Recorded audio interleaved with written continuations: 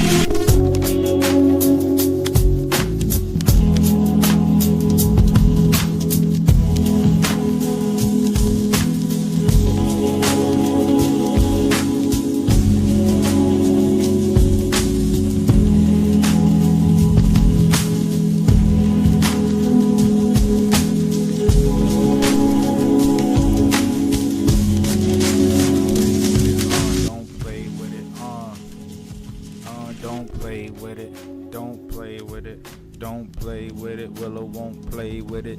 We gon' keep it real. We gon' spit facts. We gon' give them everything cause we want it back. We gon' hit the trap. We gon' make a stack. We gon' flip them racks. Then we bring it back. Listen, I'm the copper color king and I'm about to do my thing. If you heard about my name, then you know what I mean. Then you know about the song, man. You know I do my thing and you know I keep it G cause they call me G Elite. Hold up.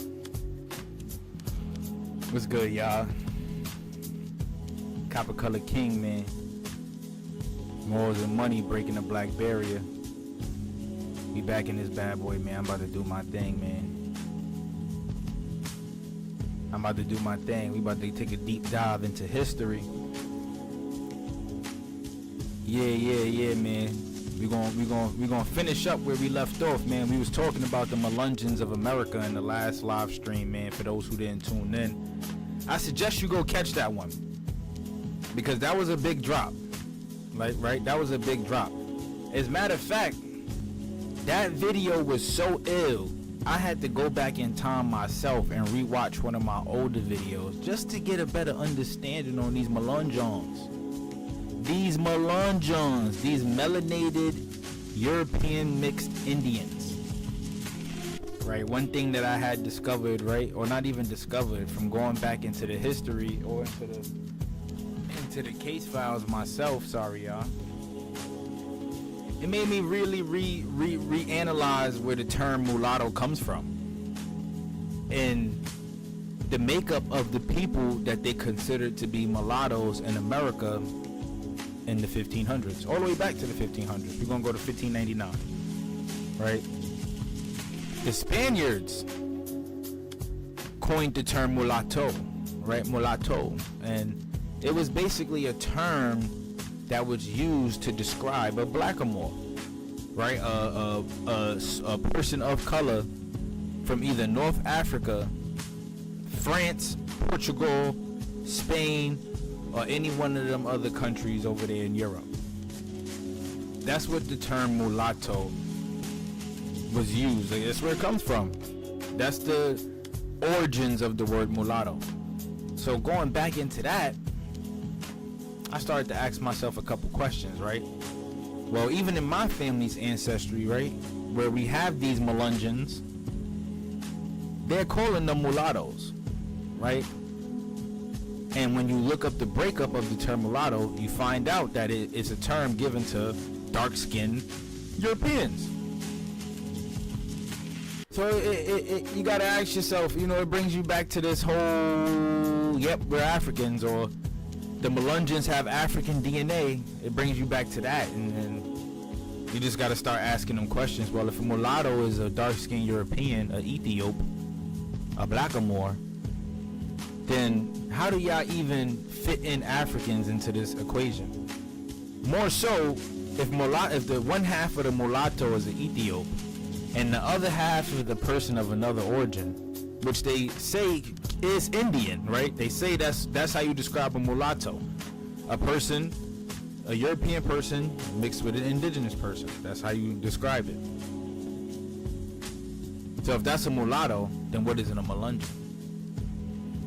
Right? If they the same thing. I know when we was reading the book, we saw the term African a couple of times, right? Well, while we're reading it this time, I just want you guys to dodge that one. You know, dodge that one. Go right up under that. You know, we don't see that. We're not going to pay attention to that because it's false. It's false. And a lot of us have Melungeon ancestry. So in order to understand our ancestry, we have to understand that anything that they say or claim to associate with African is false. The story that they put out there is false. They got it all wrong. And I'm going to give y'all the breakdown, man. Like I said, man, Copper Color King, man, we back in this bad boy, man. I appreciate those who tuning in, right? Who going to stay in tune for this one because we going to go crazy again, you know. We're going to finish off. We're going to go back into the book, the Melungeons book. We're going to bounce back to chapter 2 where we left off. And we're going to finish telling the story. We're going to describe their ancestry a little more. The Melungeon ancestry. We're going to describe it a little bit more. Right, but before I even get into that, shall we look at these photos again? And may I remind y'all, Abraham Lincoln, again, was described to be a Melungeon. We got that from his own autobiography. Go check out the last live stream. That was a fact. According to them, that was a fact. Right? According to him, this is a fact. But just look at these Melungeons, man. These copper-colored European Aboriginal mixed peoples. Right? That's what they describe a mulatto to be. And a Melungeon is a mulatto. It's the same thing. It's the same thing. So before we even get into it, like I said, I wanted to give y'all this breakdown, right? The term mulatto, right? First of all, reintroducing the article. I introduced it in my last live stream, and I introduced it yesterday when I was talking about my family ancestry a little bit, right? The classification of the Native Americans as mulattoes in Anglo-North America.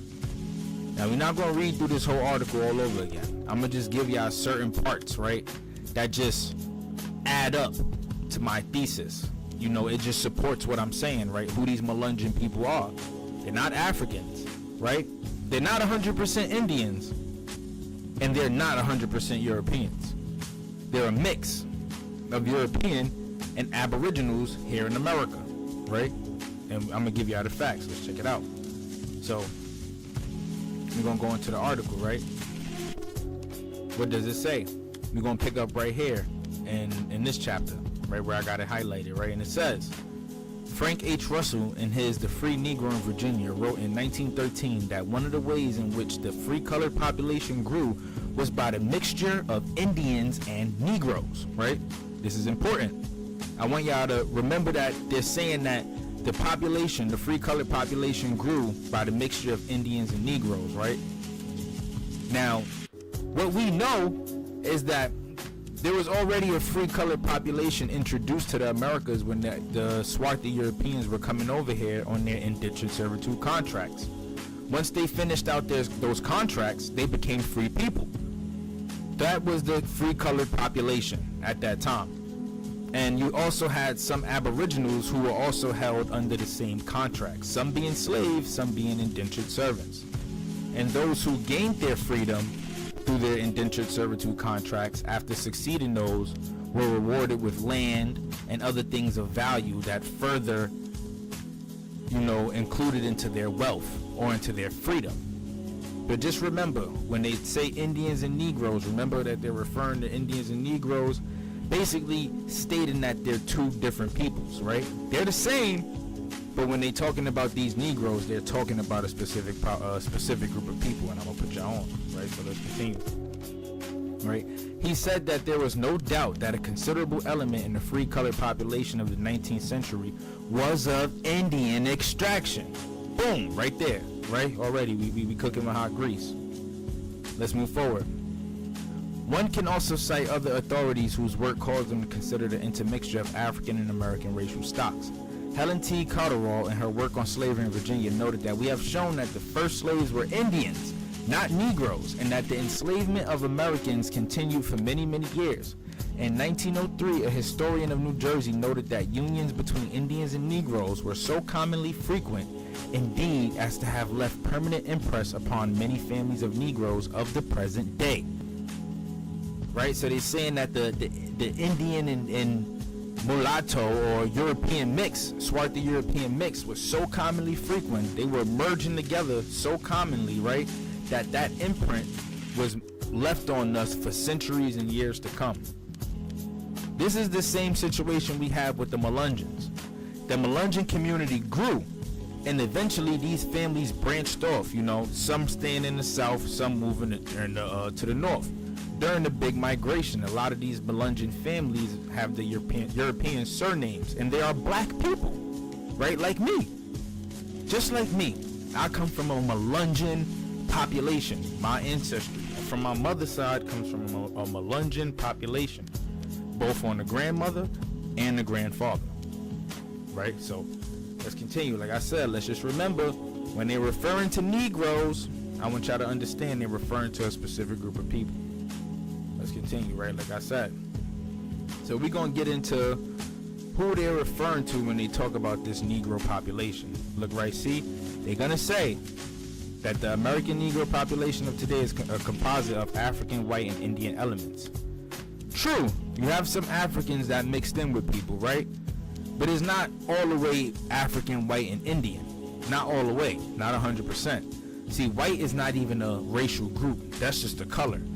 African and Indian are misnomers, terms given to people, right, who have different cultures and ways of living, styles and ways of living. They'll call a dark-skinned Indian an African just because he's dark, right? Just because he's dark. But furthermore, like I said, we gonna understand. We about to understand where this term mulatto comes from, right? So it says, English writers began using the term mulatto or mulatto in the 1590s. The term was borrowed from Spanish and usually referred to persons met within the Caribbean or South America. Who were these people in the Caribbean or South America? The blackamoors, right? The first slaves in the Caribbean islands were Europeans, were dark-skinned, brown-skinned Europeans, for sure.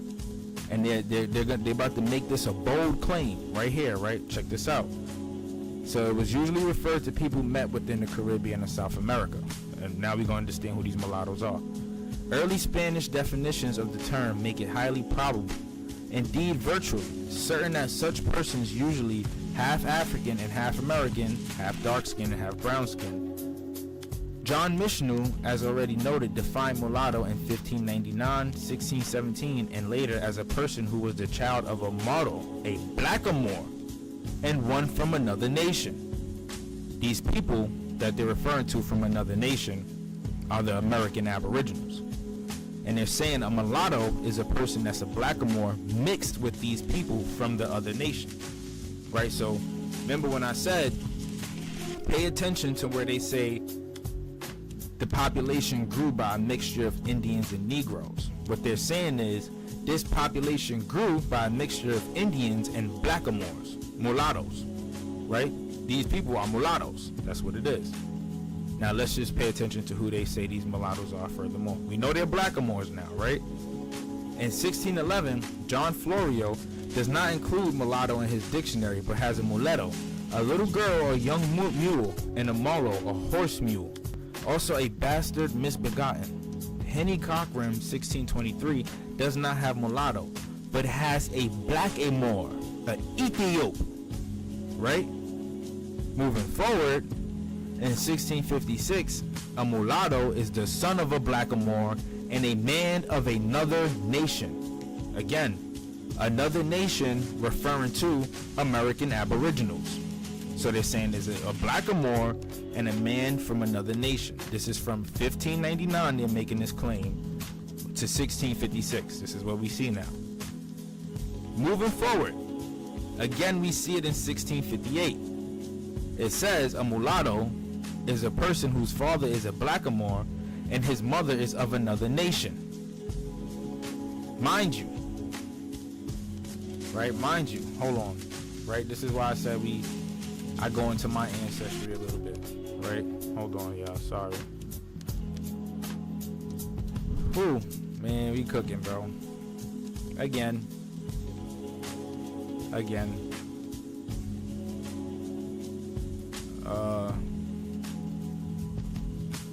Hold on, y'all. Give me a minute.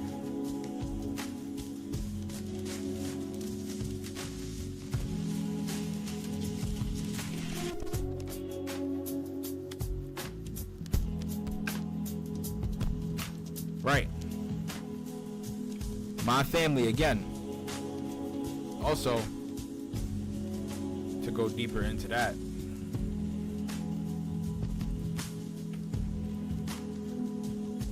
this is the reference I'm going to continue to make. So these people, is this Sype Deloach? That's this man right here. Louisa Deloach, that's this woman right here. Right? This man is a mulatto. Why? Because he is the son of a swarthy European and Indian admixture. This woman here is already an American Aboriginal, full blood. They're classified, every single person on his family ancestry list is classified as a mulatto. Right, so going back into the article, When they say the father is a blackamoor and the mother is of another nation, this is the mixture that they're talking about. This is the mixture that they're talking about. Right? These two groups of people. Swarthy European, American Aboriginal. Let's continue. Now this is 1658. We're going to go to 1705. It says that Virginia's legal definition is that a European American mixed blood is a mulatto and would seem to reflect some tendency in usages.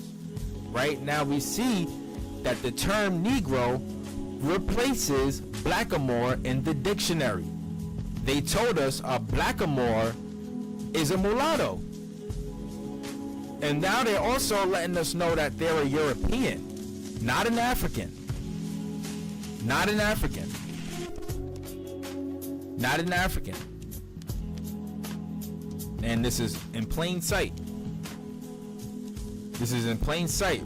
Even up until 1728 to 1761, the various dictionaries of N. Bailey define mulatto as one born of parents of whom one is a Moor and the other of another nation. He also states that a Moor is a native of Mauritania, North Africa. Right? Those are not Africans though. A blackamoor. This would seem to imply that a mulatto can be the child of a North African and a non-North African. Right? And then they go and say a black African, non-black African. No. Because does this look like an African to you? This is what they're referring to. This is what they're referring to, right? Going back into it. So now that we understand what a mulatto is, right, it brings us back to this question. Who are the Melungeons? If the Melungeons are mulattoes, right, as stated, back, I'm going to bring y'all a little bit back into my family ancestry, right? Now, the person that wrote this article is a cousin of mine. He did Ancestry DNA. And I'm not going to throw shade on him because he did that, right? But that's just not how you figure it out, bro. Right? African ancestors is cap. Emmanuel is Portuguese. Right? Look at the family. Right? You could just look at the family and tell. But this portion of my family was also, they also had identities in Melungeon communities. Look, Melungeon, Portuguese, or Irish, and they fully embraced the Tuscaroran identities because they were mixed with Tuscaroran peoples. So this is who the Melungeons are, right? When we ask the question, who are the Melungeons, this is who they refer to. People that look like that. Or like this. Right? But enough of that. I just wanted to touch bases on that, right? We know what what a mulatto is. Who they've been claiming mulattoes to be ever since the 1500s, the 1590s. They always tell us, oh, African this, African that. We all came off of slave ships, blah, blah, blah, blah, blah, blah, blah, blah, blah. All that bull crap, but they can never prove it. Right? When we go back and look and do the case and do the case study, these are the things that we figure out. We figure out that these people are in fact of just European and Aboriginal American admixtures.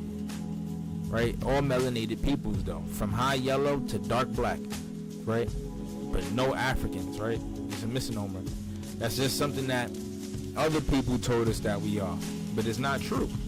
We can't always side with that, right? Now, we going back into the book, like I said, man, Melungeons, the lost tribe in America. Just to further understand who these people are, you know, we gonna learn together, because I haven't even really read through this myself. Right now I'm reading the Mound Builders book. I'm in the Mound Builders book. I'm still reading the Choctaw, Chickasaw, and the Natchez book. I'm actually almost done with that one. I got like about 100 pages left of that one. But I took a break out of those just to go through this Melungeon stuff so that we can all understand ancestry together. You know, this is a deep rabbit hole, something to go down, but it's very interesting, you know. It's very interesting to learn this stuff because it puts a lot of things into perspective, right? You gotta understand who you are to understand where you're going, because you know what generational curses to break. I keep telling people that. You would understand what held your family back for years and generations, right? We all came into this world with a mother and father. Whether we got the chance to meet that parent or not, that mother and father had a mother and father. And their mother and father had a mother and father and mother and father. So our ancestry, it spreads off to various different places and locations, which further induces the idea that we could be mixed with so many different things and we wouldn't know or understand. And this is why we do the research, to further understand, you know. So let's continue. So like I said, chapter 2, right? Let's get to chapter 2. Where we going? What page is chapter 2?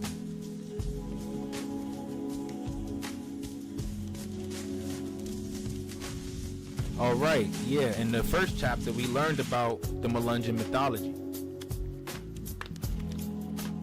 and we learned that when they was trying to make the first colonies here in America, right? When they were trying to make the first colonies here in America, we learned that they made about 3, 4, 5 different attempts to try to form or establish a colony here in America. Each time they tried to establish a colony, they were either routed by the Spanish, who dominated the seas at the time, or were pushed back by the tribes who lived on the land. So when they go and say, oh, they colonized, and if it was easy, this, that, and the third, blah, blah, blah, they were savages, these people, rah, rah, rah, whatever the case may be, just know, each time you made an attempt to start, you failed 4, 5, 6 different times. You couldn't get your stuff together. So when they tell us, oh, they came over here with these ships of Africans and blah, blah, nah, cap, because if you did do it like that, it wouldn't have took you several different times just to colonize the land. Right? We know they was coming over here on them rugged ass ships, them raggedy ass ships. We know they was sliding over here on them small ships, right? With their holes in the sail and whatever the case may be, right? Dirty, stinking, nothing with faith and opportunity. I mean, with faith and prayer, right? And a lot of them sunk too, just to let y'all know. A lot of these folks, when they was trying to make them voyages over here, they sunk because they ships couldn't make it happen, right? What they told us in history was a complete lie. It was a complete lie. And we're going 360 it, right? We're going 360 it, right? With all this content that we delivering, we're going to give y'all the truth so we can reverse the Negro psychosis, the psycho-negrosis. What up, family? How you doing, my brother? How you doing today? Tap in, man. We talking about the Melungeons today, bro. Talking about the Melungeons, man, and where who these people are, and how so many of us here in America have this ancestry. We have this ancestry, this Melungeon DNA. And I also told them in the last live stream how Abraham Lincoln was of Melungeon ancestry, and how he himself in his own autobiography said he was of a black skin complexion. But going back into the Melungeons, it's very interesting who these people are, right? Because it was never no claim to state who they were officially, right? No one was able to say they was 100% European. No one was able to say they was African, or no one was able to say that they were Indian, right? But when you go and do the case study and you do the research, you find out that they are Swarthy Europeans mixed in with American Aboriginals. And as I was showing people, I gave them a display of my own family, right? We spoke about my own family. And I'll just show you real quick, bro, just to pick you back up on where we was at. I come from a Melungeon background. These are my ancestors. You know, my great-grandfather, great-great-grandfather, great-great-grandmother. Right? Those are my ancestors. But yeah, to continue, back into the Melungeon book, man. So chapter 2 is going to be about the disease, the DNA, and the demographics of the Melungeon society. So let's just get the page. Alright, let's move forward. I may not catch it right away. This is why we go through it like this. Oh, what's that? Jewish symbolism and Freemasonry. Oh, I never saw this page. Look at that, y'all. Jewish symbolism in Freemasonry. Alright, let's go back. It done took us all the way this far.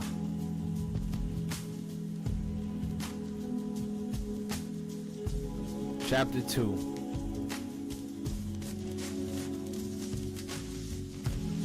DNA, disease, and demographics. The keys to the mystery. So what are they going to talk about here, right? What does it say? The work of Bonnie Ball, Gene Patterson Bible, and Brent Kennedy was central to the discovery of the actual origins of the Melungeons. But their arguments were based upon historical documents, eyewitness accounts, family traditions, and archaeology. Solid and reasonable and sound as these sources of evidence are, there will still be some naysayers who demand habeas corpus, whatever that is. That is, show me the body, the flesh, the blood, the genetic molecules that cannot be faked, covered up, or explained away. Remarkably enough, such evidence exists. In 1969, two physical anthropologists, William Pulitzer and William Brown, took skin color, hair form, and cephalic index measurements together with gene frequencies and 6 blood group systems from 177 Melungeons living in Hancock County, Tennessee. These are where the Melungeons inhabited, right? From Tennessee all the way to the Carolinas, Virginia, and some of South Carolina. This is Melungeon stomping grounds, right? And Lee County, Virginia. 21 years later, with DNA blood analysis much advanced, another physical anthropologist, James L. Guthier, reanalyzed the Melungeon blood sample data. He found that it was consistent with 7 specific Mediterranean populations: Libya, Tripoli, the Canary Islands, Malta, Italy, Venice and Tarantino, Cyprus, and Spain. All of these populations are ones in which a substantial Sephardic Jewish Moorish presence is documented. Boom, right there. More background on who the Melungeon people are. They're not Africans, right? Not everybody in Libya is an African. Remember, Libya was considered to be a part of the Roman territory, right? Well, we're gonna look at it right now. Roman nation map, right? Let's type that in. Let's just look at it. Give us an image. Libya would have been around here somewhere, right? Let's go look at maps too. Where we at with maps, right? Let's go to maps. So we're gonna find Libya. Libya, right? Basically close to where North Africa would be, or Mauritania, Morocco, whatever the case may be. Libya was a part of the Roman Empire. Numidia. It was a part of the Roman Empire. So for starters, we can't always sit and assume that when they mention Libya that they're speaking about Africans. That's not entirely true. These are European peoples, Jewish Moorish peoples, Sephardic Jewish Moorish peoples. These are the Melungeons. So when I go back into stuff like this, sorry y'all, and I'm showing y'all my family ancestry and talking about how they saying Emmanuel is an African. They tried to say this man Emmanuel, the earliest ancestor of mine that was here in America in 1600. He came over here an indentured servant. That's number one right there, right? That takes away from him being an African automatically, right? Because Africans were only deemed to be slaves, just like American Indians. But they enslaved American Indians first. They were the first slaves here in America. That's 2, right? That's 2 claims right there that disregard this whole African nonsense, right? When they go into the DNA, right, and they find Melungeon, Portuguese, or Irish, right? When they talking about Melungeon and Portuguese, they are talking about Mediterranean populations. People from either Italy, France, Spain, Galatia, Portugal. 9 times out of 10, Emmanuel was from Portugal. His name, Emmanuel, it's a Spanish name. So right there, this is why we do the research. I've been trying to get my family members to get in tune with this, right, so that they can understand and we can like get in tune with the truth and understand where we come from, know who we are, and whatever the case may be, right? But we have it here, another background on who these Melungeon people are, right? What else? Because of the importance of Gutierrez's research, I have included much of his original paper below. Melungeons, comparison of gene frequency distributions to those of worldwide populations. The origin of the Melungeons have been a puzzle for more than 100 years.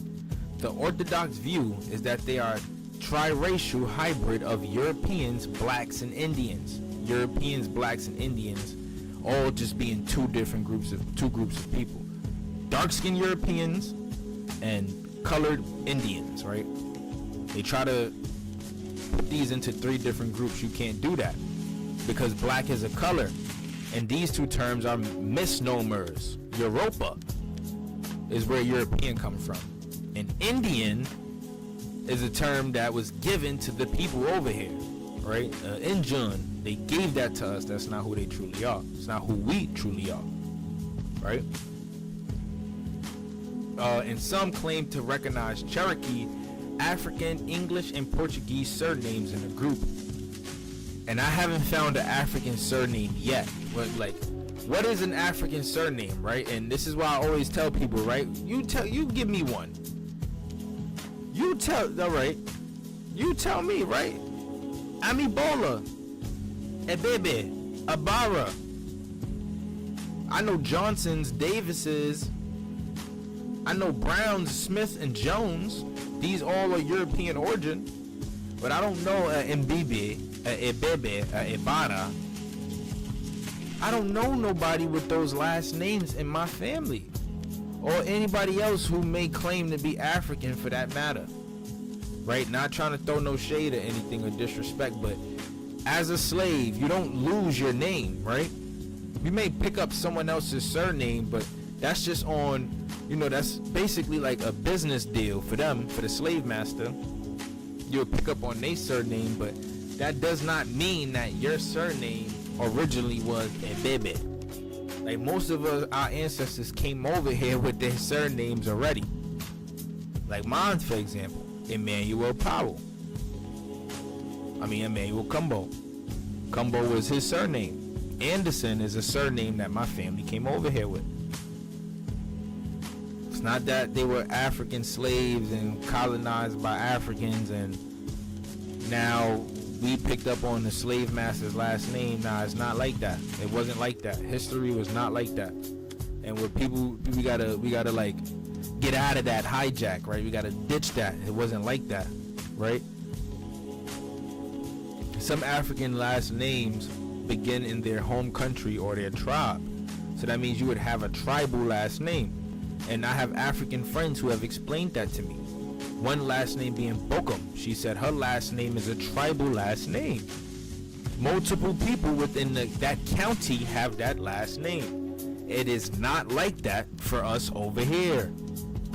It's not the same. So we can't make that claim. Right?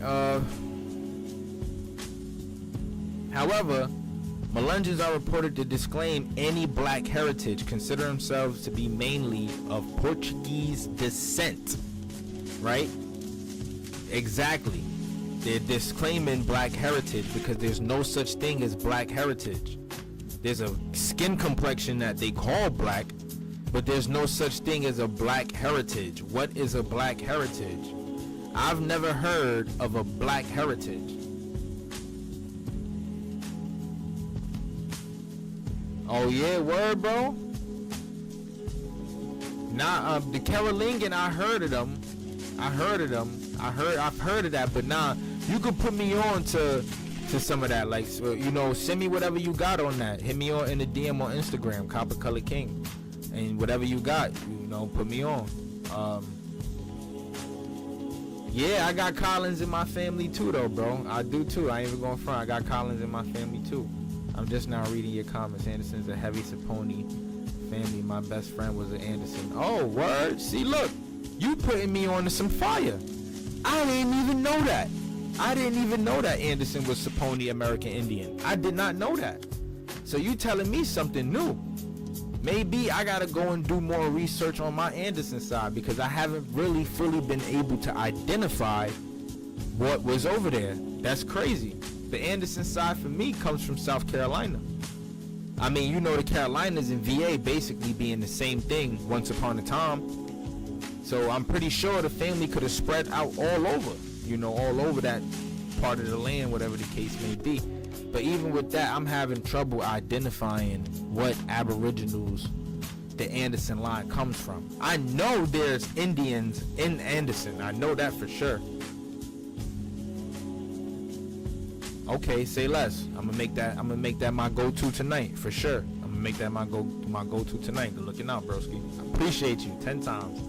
Word, cause I'm trying to identify that. I know there's some Indians in that Anderson line. I just can't identify where. See, last where I left off, I got stuck in the Caribbean. But you telling me something new, so maybe I gotta backtrack and then retrace and move forward from there. I appreciate that. Big facts. Shout out to you, bro. Big shout outs to you. Tap in, bro. Follow me on social media, bro. Don't be scary. We outside. Let's do it.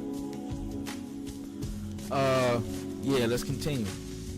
Anthropologists Pulitzer and Brown have published measurements of skin color, hair form, cephalic index, and gene frequencies in 6 blood group systems from 177 Melungeons of Hancock County. I feel like I read that already. Hancock County, Tennessee, and Lee County, Virginia. Oh, look at this, bro. Look at this. Their findings were in line with those expected of a Caucasoid population, with little evidence of Negroid or Amerindian influence. However, they retained the traditional description of the Melungeons as a triracial hybrid. That's because they are. That's because they are triracial.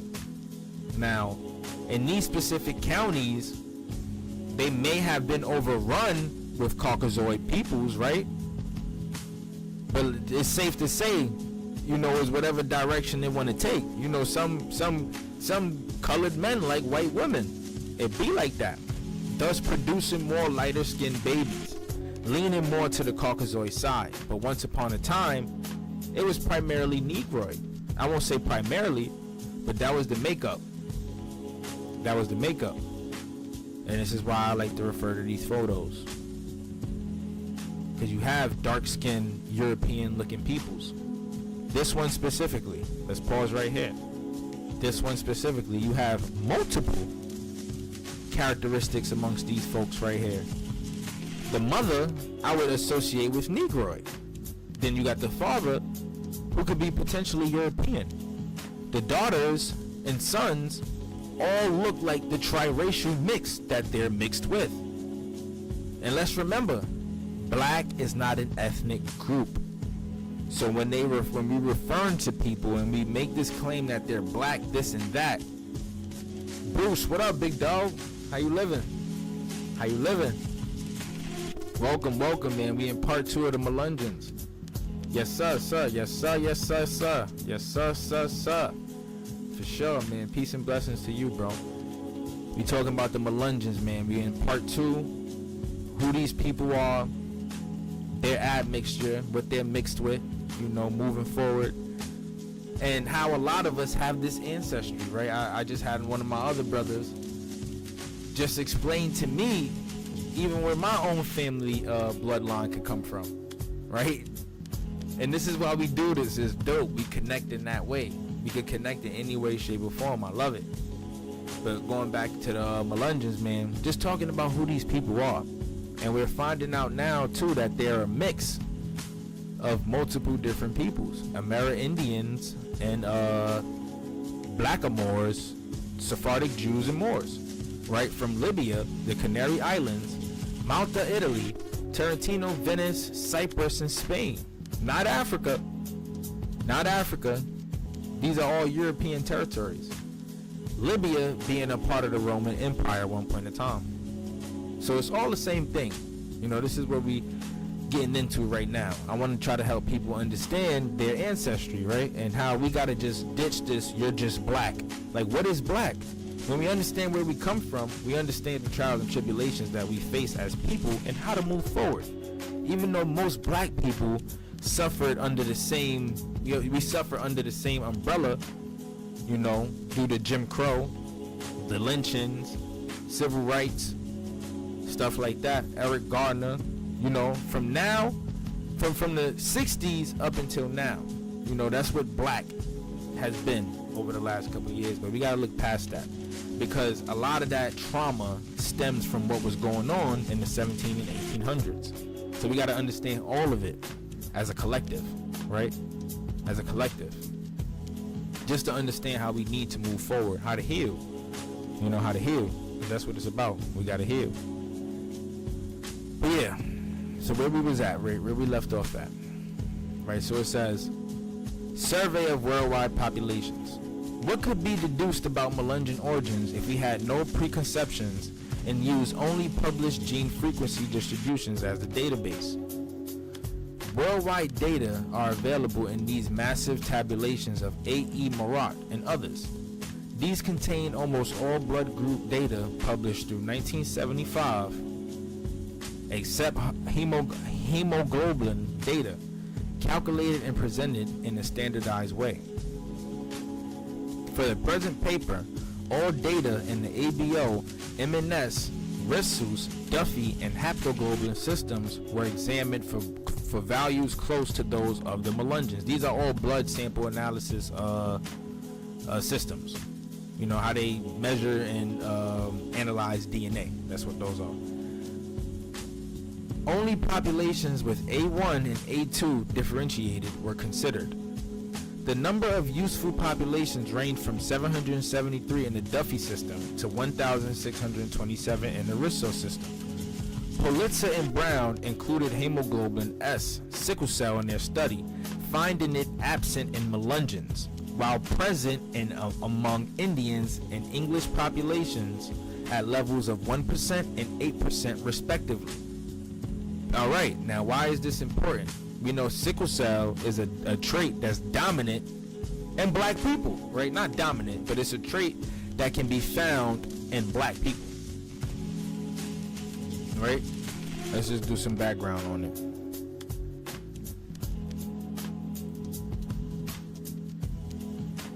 Now, it affects people of all races, but however, black people are at a much higher risk for mutations in the hemoglobin. Right now, this is why they're talking about sickle cell. It's saying it's present among Indians and English populations at levels of 1% and 8% respectively. Its absence in Melungeons and lack of hemoglobin data in Morant resulted in omissions of such data from the present study. The mean measure of divergence of Melungeons from other populations was calculated for about 100 of the closer cases. The method used here to compare data from only 5 blood groups is to be regarded only as relatively simple but uniform device for estimating distances between pairs of populations. So just running it back, right? They saying that the sickle cell trait is absent in Melungeons, right? That's almost like saying that Melungeons, there's no black people living in the Melungeon society, because we know sickle cell is common in black people. However, it may be absent in the Melungeons because some Melungeon DNA have Caucasoid people, I'm twisting it up. The Melungeon people have Caucasoid peoples within their ancestry, right? It's not to say that there's no white people who are Melungeon. However, it is present in the Indian population. Which means what? Where do black people get that? Well, where would Indians get their sickle cell trait from? Right? If sickle cell is present in Indians, then what does that say about black people of today? I'm twisting it up. I'm sorry, I'm high. I ain't gonna lie. But if sickle cell is present in Indians, what does that say about the black people of today? Right, and this makes me think about my good brother. He's from New York. He passed away from sickle cell New York rapper that has sickle cell. I forgot his name. I think it was Mobb Deep. Oh, Prodigy. Right, it was Prodigy. Right, and that was a woke mother lover. He was woke. If we're gonna talk about the term, we want to use the term woke. He was woke, well informed, right? Very, very, very, very informed brother, right? Y'all should actually go and do some research on Prodigy if you don't know about him. You're gonna learn more than music, definitely. He gonna blow your mind on a lot of shit. I ain't even gonna front. Yeah, for sure. He definitely gonna turn up. But yeah, if it's saying that sickle cell isn't present in Melungeons, right? But is present among Indians, then what does that say about black people of today? Right? So, I'm just saying, man. Ditch all that black stuff, man. It's deeper than that. You know, a lot of us have Aboriginal ancestry. A lot of us. So just hearing stuff like that right there just answers a lot of questions that most people would have, right? What am I? What am I mixed with? I don't know. I'm just black. I be dead when I hear that, because it don't even make sense. You telling me you black? You just full of nothing. You empty, huh? Your soul is so dead that you can't tell me what you are. You can't find out. You can't search inside and find it. Why? Because you're black. Your soul is black. How does that sound? It doesn't even sound like something that's positive. And that's why it doesn't sit right with me. Right? Not to say that I hate being black or anything. I love being black. I love it. I love being who I am. I love looking the way I look, because I look good. We can sit outside in the sun for an extremely long time. They can't do that. They can't do that. We could do that. They can't do that. They can't bounce out like us. Not at all. Right? But let's continue, right? So, there are 12 populations with corrected MMD values of less than 0.030 or less, and 6 of these do not differ significantly from the Melungeon sample at the 95% confidence level, except for the Minnesota sample of U.S. whites.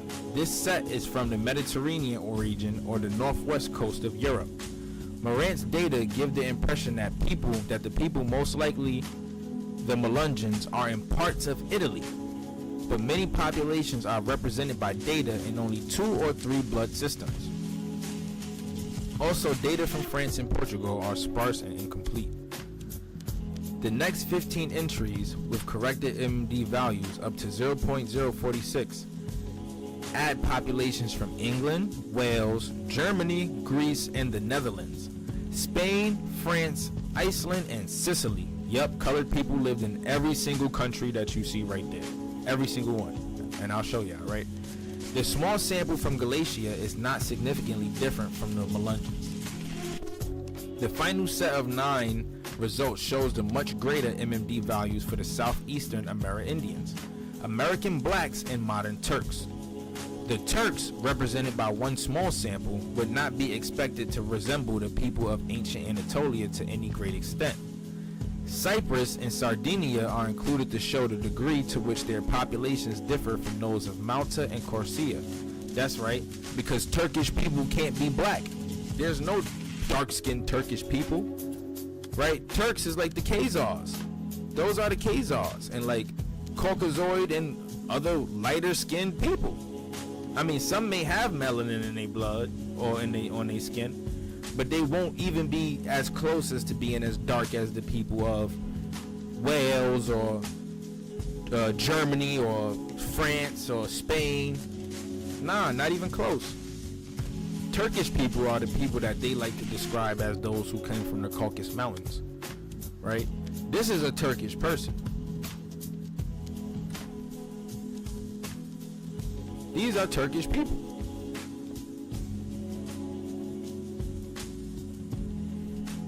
The new Arabs, or the new Berbers, the new Moors, the folks who hijacked that entire lifestyle from copper-colored people. Yeah, this ain't just about us being American Indians. We mixed with so much more. So much more. It is recognized that small sample sizes, the availability of Melungeon data in only 5 systems, the uneven distributions of samples around the world, and changes in gene frequency distributions over time limit the rigor of this treatment. They saying that the constant mixing of peoples make it harder to trace. That's because the Melungeon ancestry is so mixed that you can't predominantly place it at one spot, because there's multiple different people mixed up in this society. You have white people, dark-skinned people, like I said, Europeans and Indians. White Europeans, dark Europeans, and copper-colored Indians. All mixing up in one group. Right, in one group. And then eventually spreading off due to the race wars and black and white becoming a thing. You have families separating because of the color of their skin. This is true story. Nevertheless, it seems clear that populations not significantly different from the Melungeons in these characteristics still exist, and they live in relatively well-defined part of the world. The Melungeon pattern indicates a Caucasoid population. The haptoglobin data narrowed this somewhat, pointing to a European and probably to a Southern European or Mediterranean origin. Right? These Mediterranean peoples, we know they are not white. They are not Caucasoid. These are the Moors, the blackamoors that I was just showing y'all. When they talk about mulattoes, the Mediterranean peoples, that's what they talking about, right? So when they mention Caucasoid, let's just not forget, every time they include Mediterranean, they talking about colored people. A black or Amerindian influence is counter-indicated. Values of an FYA, or whatever that is, I can't really explain that to y'all, I'm not gonna lie, and the Duffy system tend to rule out much of the American Indian component. Cap, which is all cap.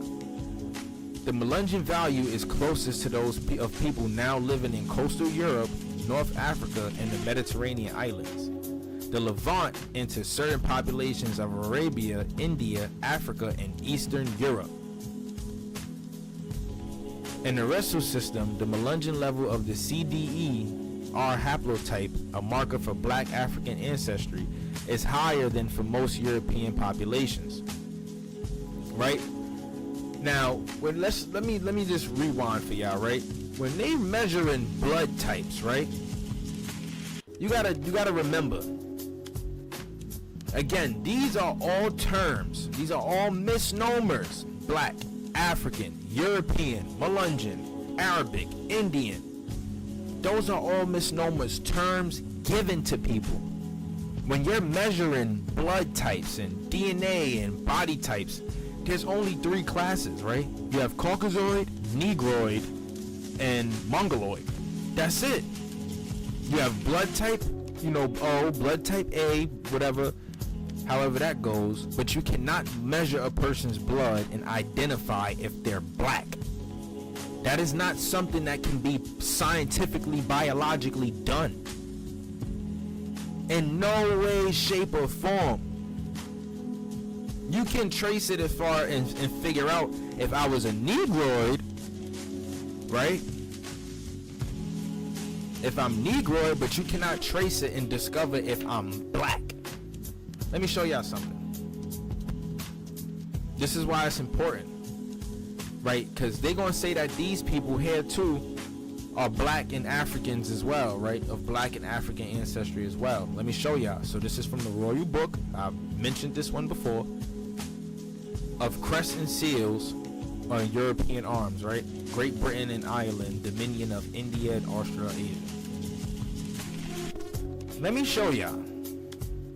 So, this brother right here, obviously, is a black man. Obviously. From Europe. But because he's black, and you check his blood, 9 times out of 10, they will claim that this man is of black and African ancestry. but he's not from Africa. He is black. He's colored. He's European. So this is why I'm saying when they doing the measurements, it doesn't, it is, you cannot make it make sense. You have to be like really, I'm not even gonna say that. You just got to be very, very misinformed, right? Very, very misinformed. Because look at these brothers right here, right?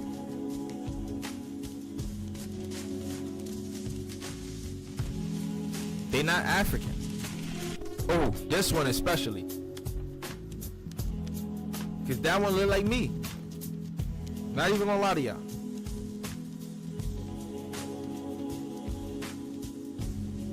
Not an African.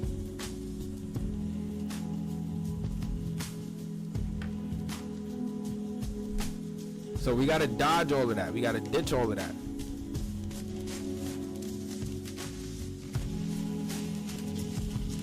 I gotta check that one out. I'ma definitely check that one out. Thank you.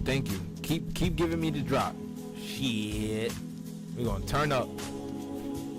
Right, but yeah, so they a marker for black African ancestry. No, this is just a marker for someone of a Negroid phenotype. Right? It's higher than for most European populations. But black people could be European too. This might argue for a slight black American contribution to the Melungeons, except that it is typical of many Mediterranean peoples through long contact with Africa. Cap, you know, like I said, we're gonna dodge this again. These are just Mediterranean peoples, right? Darker skinned peoples. In the ADO system, the blood type system, a distinctive feature of the Melungeons is their high level of A2. So Melungeons have a high level of blood types of A2. It is second to only to that of the Lapps and related groups of northern Scandinavia. Aha, you got black Scandinavians too, right?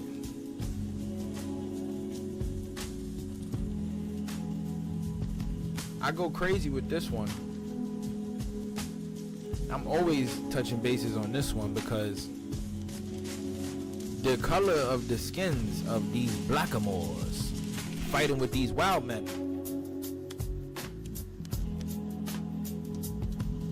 With these Turks. These Germanic blackamoors. We go to maps. Norway. This entire area was populated by colored people at one point in time. This entire area. So like I just showed y'all, the European coats of arms. Now I'm showing y'all proof. This is all the way from the 1500s.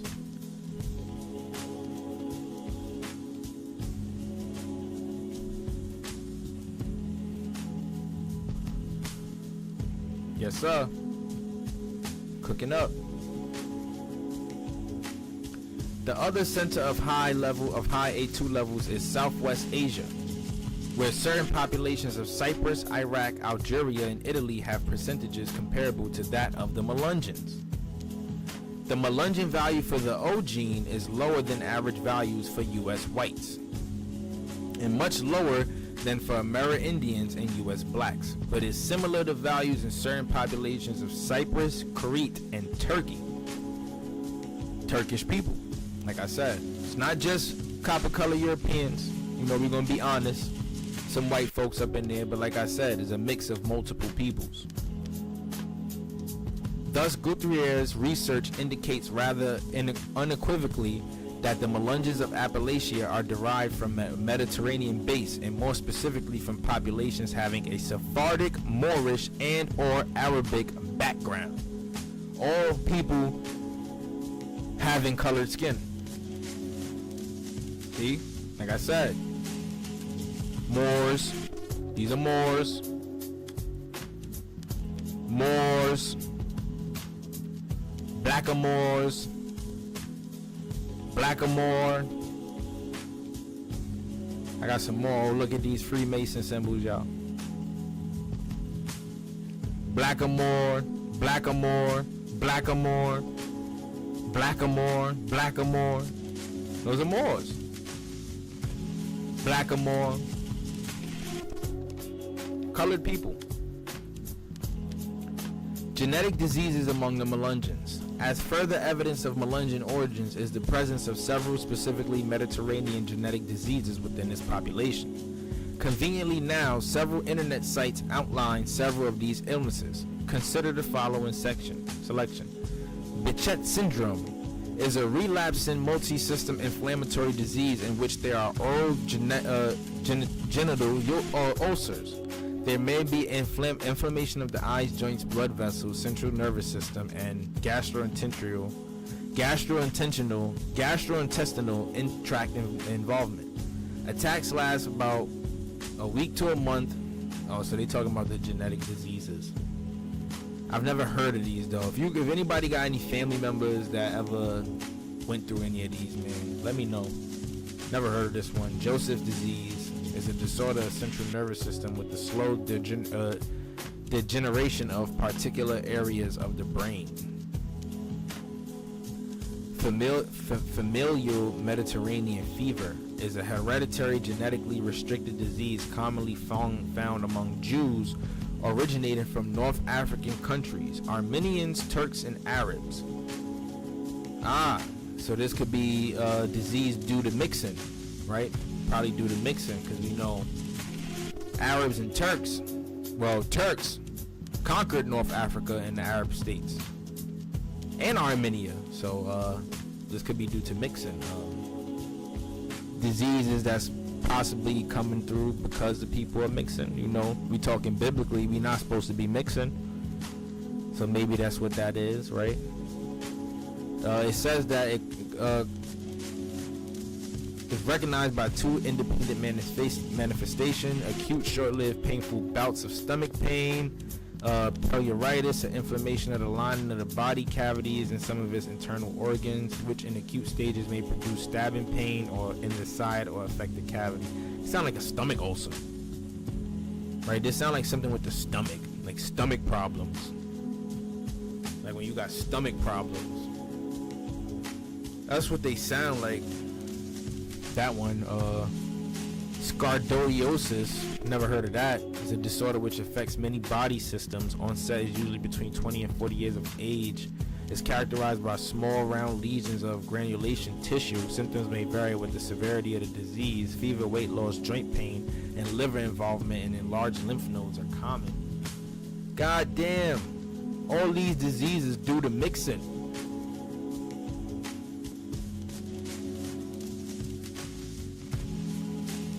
The descendants of those people are in the Haliwa, Saponian, and C. Yeah, I'ma tap in. Keep whatever you provide to me, man. I'ma tap in, bro, because this is all to learn. It's all information. It's all worth researching. Something that I'm gonna get into, and then I'm definitely gonna bring it to my channel. Do a live stream on it. So I appreciate you. Let's move forward, man. So they're saying the physical abnormalities of people within Melungeon societies. Perhaps because of this extensive intergroup marriage patterns, which are documented in Chapter 5, Melungeons may exhibit several distinctive physical traits. Among these are the following. Polyodactylism. Children are born with more than 5 digits on feet and hand at a much higher rate among Melungeon descendants than within the general population. For example, Brant Kennedy was born with 6 fingers on each hand. Wow. My brother's son was born with 6 toes on one foot and 6 fingers on one hand. In both cases, the extra digits were surgically removed shortly after birth. Absence of wisdom teeth. Oh, that's crazy, because I have a family member who went through life so far without wisdom teeth. Many persons in Melungeon populations are absent third molars. This, like this polyodactylism, is quite rare in the general population and is genetically linked. My mother, my 3 children, and I all have absent third molars. Shovel teeth. Many Melungeon descendants have incisor teeth while exhibit an enamel ridge at the root. For example, Brent Kennedy, my brother, and my 3 children all exhibit this trait. Like the mouth, Taurus, Concave incisors are linked to Native American and Inuit ancestry. Oh, so that's a Siberian Turkish thing, right? That's a Turkish Siberian thing. Never heard of this one. I'm not sure about that one. Palatotaurus. Melungeons, like Eskimos, Inuits, exhibit much higher than average incidence of taurus. That is, bony bulges or projections on the roof of the mouth. My mother, brother, and two of my children all exhibit palatotori.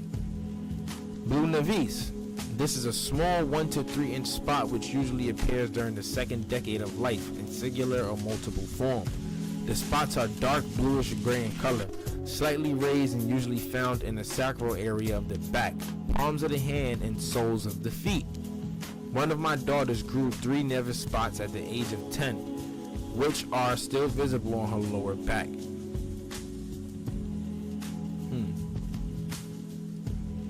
And the author goes into his Melungeon ancestry, right? So we got a table right here of where Melungeon ancestry comes from, and where we see Libya, Canary Islands, Malta, Portugal, Italy, Ireland, Italy, Sweden. Look at that, Catawba, Gullah, Seminole, Cherokee, more Seminoles. So we got Seminoles that could be Melungeons, Cherokees, Gullah Geechees, the Gwale peoples, Catawbas. So you might be right, brother.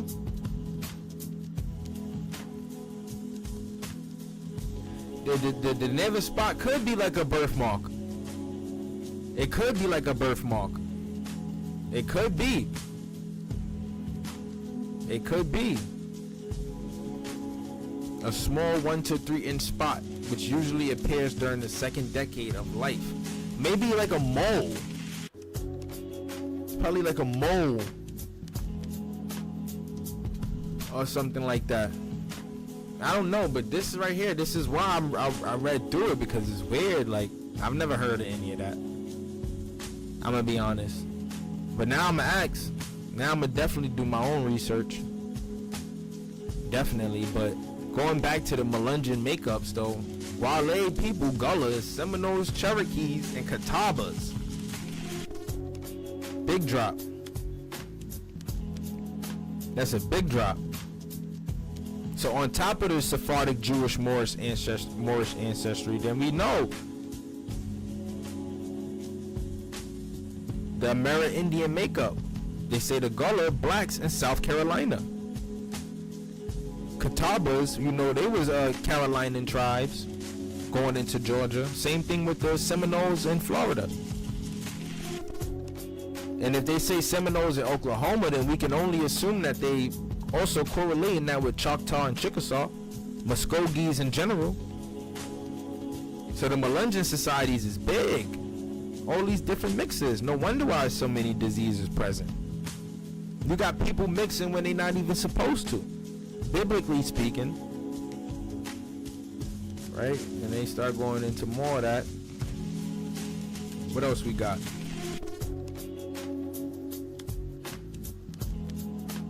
Okay, they go into chapter 3. How much more time I got here? Yeah, me either, bro. That's what I'm saying. I'm gonna check in though. Definitely, I'm definitely gonna check in. But yeah, man, we learned more about the Melungeons. We now know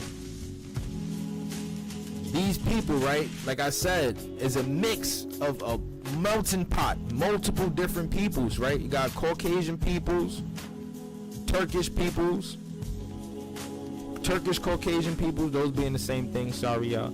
We got Amerindians, we got Sephardic Jews and Moors, right? Copper colored peoples, right? Like I said, what is black? What is black, right? We can't measure people based off this term black, right? Because you can't even measure our blood types based off being black. Like we are all melanated people, right? We just come from different places, right? Which is the truth. Is the truth 100%. Maybe you might have some family members that come from the Melungeon ancestry. Yeah. Look up the Frankish kings. They ruled the Holy Roman Empire. They were at war with the Christians because they worshipped the sun. Definitely something to go into, for sure. Definitely. You know, it was a lot happening in Europe that resulted into those folks coming here to America. It was a lot going on, right? Religious wars, you know, Jews and Muslims beefing with Catholic people because the Catholic people want to persecute them because they don't want to become Catholic, right? They don't want to worship the sun. They don't want to do stuff like that. They don't want to mix.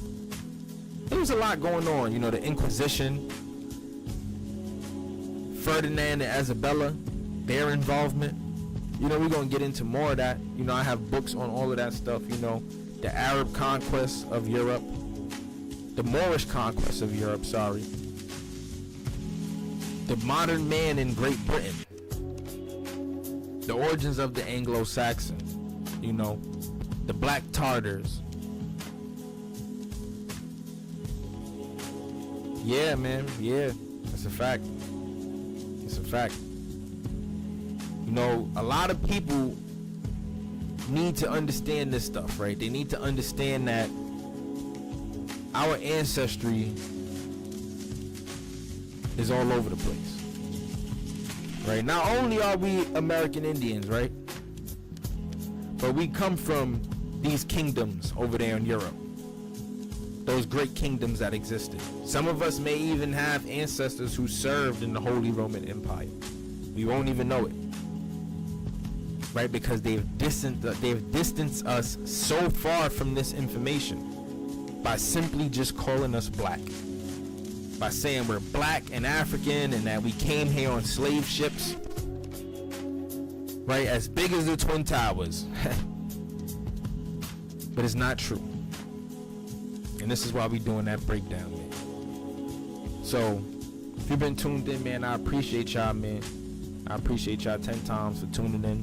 Thank you. We're gonna get into chapter 3 in the next one. I might do that one next week. I don't know. We might touch bases on the mound builders in the next one, man. So stay in tune for that. That one is real interesting, right? We're gonna get into that one because but people don't know America is the true old world. Ancient America, the true old world, right? This is where everything started, everything originated here in America, right? It's not out of Africa, it's out of America, right? Atlantis, Lemuria, all of that over here in America. You're standing on it, right? We're standing on ancient land, right? And like I said, man, I appreciate you for tuning in. Definitely catch me in the next one, man. It's the Copper Colored King, man. Make sure y'all like, comment, and subscribe. I love y'all. Continue to provide information to me, my brother, because everything you dropped in the comments, I'm definitely going to tap in. And I hope you follow me on social media, man. I hope you follow me on Instagram, Copper Colored King, on TikTok, because we got to lock in. You got some things I want to know, and we got to tap in, bro. King as a goal. You ain't got to teach me how to pronounce it, too. You got to show me.